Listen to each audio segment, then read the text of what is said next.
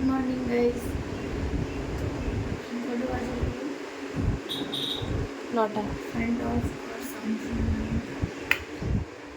তো এখন বাজে সকাল 9টা। আর আমি কিছুক্ষণ আগেই মানে আমার ঘুম ভেঙে গেছে, দিয়ে আমি বজরংবলী দেখছিলাম। যেটা দেখতে মানে এখন পুরো পুরো অভ্যেসে পরিণত হয়ে গেছে, মানে আমি বজরংবলীটা খুব দেখছি। তা কিছুক্ষণ আগে ঘুম ভেঙেছে, দিয়ে বজরংবলী দেখছিলাম। তো এইমাত্র এখন উঠবো।